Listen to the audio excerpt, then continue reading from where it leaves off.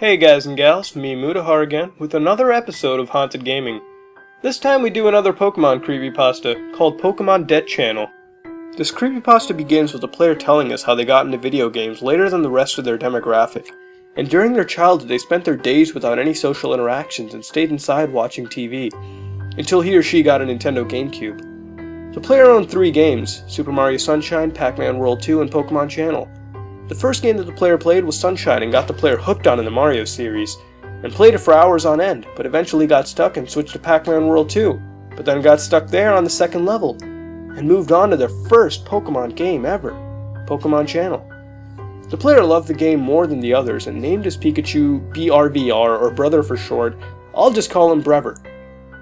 The player loved the game and everything he or she could do in it with their best friend Brever, such as watch TV, play checkers, talk to other Pokemon, grow gardens, build snowmen, explore ruins, play music, and sit around campfires and watch the stars. The player could do all of this with his or her best friend Brever.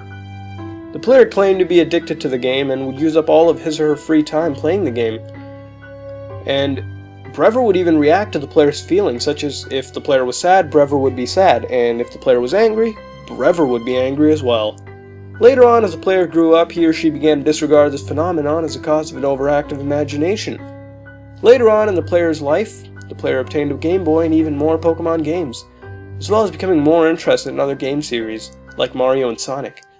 Eventually, the player played Pokemon Channel less and less since it was getting repetitive. The player finally moved and changed schools and started to get more involved in real life and began to draw, listen to music, and even get better grades. The player eventually found a real best friend, unlike Brever, who was just virtual. Eventually, Pokemon Channel and Brever was forgotten and the game was left to gather dust on a shelf, as the player experienced more of reality. The next couple years of the player's life was amazing and the player would do new and exciting things, but eventually had to move, despite the player's protest against the move he or she still had to. The player still had contact with his or her best friend, but not to the extent as before. Eventually, the player couldn't see their best friend again because of something horrible that she did, and the player's mother wouldn't allow them to meet it anymore.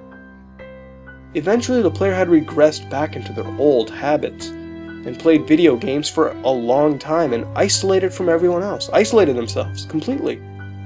The player eventually found Pokemon Channel and started to play it again to meet his or her old pal Brever. The game began and Delibird appeared to deliver goods the player purchased from Shop and Squirtle years ago. The player wondered what he or she brought the last time and checked it out.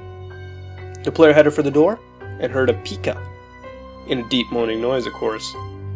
Brever climbed out of bed, looking all beat up and depressed. The player never saw Brever climb out like this except for when he was searching for his Pokemon Mini in the beginning of the game. And when he saw the player, Brever had a shocked expression, like normal. The player answered the door and checked the package that the Delibird delivered. The package contained something called a Pikachu TV-Z. It appeared to be menacing and gruesome looking. The player was shocked at how scary the TV even appeared. The game then stated that the player obtained red wallpaper Z. The wallpaper was dark red with pictures of Pikachu's face, with sick, twisted smiles on it. Finally, the player obtained a Pikachu doll Z and was struck with fear once noticing that it was a morbid-looking Pikachu with an eerie grin, long fangs, and small dilated ruby-colored eyes, with sharp claws and a hook-shaped tail.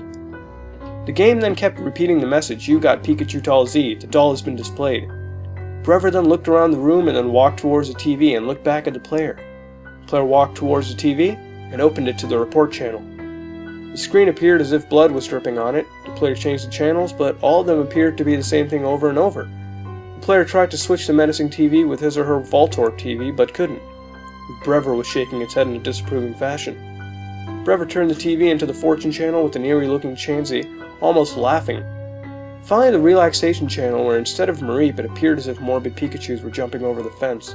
The player stopped watching and backed away from the TV in the game, and walked over to an old painting where it depicted a Jirachi. It appeared to be the only item in the game that appeared completely normal. Brever stared at the painting as well, and appeared to almost cry as if it were remembering old memories. Brever then asked the player if the player still loved him. The player said yes, but Brever said he knows when the player lies. The player tried to reset his or her GameCube, but simply couldn't because the game said it couldn't be reset. Finally, the player and Brever went outside and the sky was red, and all along the ground were parts of dead Pokemon. Brever gave the player a menacing grin and asked if the player would like to know what he did with the place. Brever then toyed with the dead Pokemon, throwing them around as such. The player and Brever went to Viridian Forest and saw it was covered with Pokemon corpses as well, except that they were charred. Brever ran with some other morbid Pikachus to the Pokemon concert and began to play some very chilling and haunting music.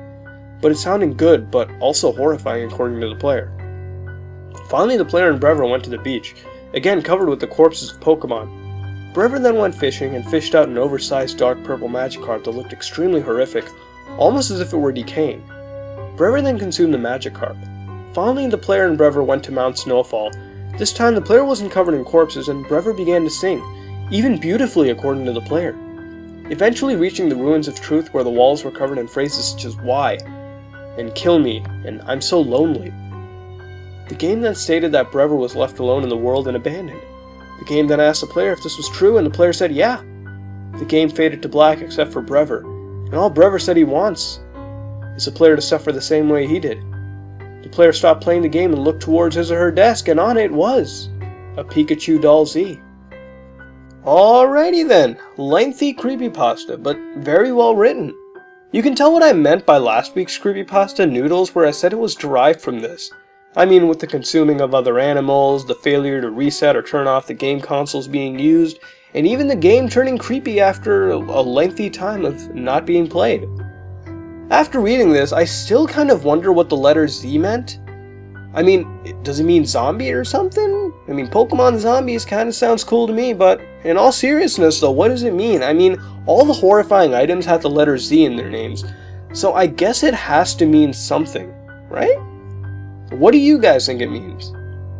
The good things about this creepypasta was obviously the imagery, but even more was the character of Brever. Honestly, I think that as a creepy character, he stands up there with Ben, especially with its creepy grinning and its sadistic actions to those around it. I mean, who do you think is creepier? Please let me know. However, as I read more into this and start to analyze Brever as a character, I thought he represented the player. I mean, the player was extremely antisocial, and I think if the player had not gotten more into reality and met real people and did, things outside of, just sitting by themselves and playing Pokemon Channel, he or she might have ended up like Brever, not as extreme, but showing some of its traits in their behavior. Finally, what did I dislike about this? Usually I state that a creepypasta has to be longer and usually must build up to the creepiness, but I think this kind of overdid it in a way, especially with the singing. I mean, in a sense that it brought things that weren't really necessary, because I really don't see the reason for all of that, as it really didn't help define Brever's creepiness. And I think if stuff like that was omitted, it would have actually been more creepier. It would have made the character more creepier, and the general story more and more creepier.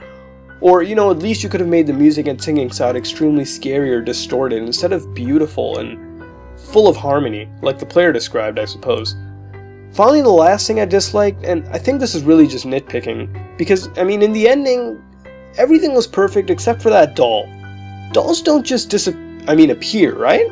Because if they did, I'd probably have every single creepypasta doll in my possession right now. But then again, I still did like the way it ended, because I just wonder what happened to the player after that point, right? But I guess the world will never know. In the end, I think this is an amazing creepypasta, and I totally recommend you all to go check it out. Links are in the description below. Again, this has been another episode of Haunted Gaming, and if you like what you saw, then like, comment, and subscribe. This is me, Mudahar, from Some Ordinary Gamers, and I'm out.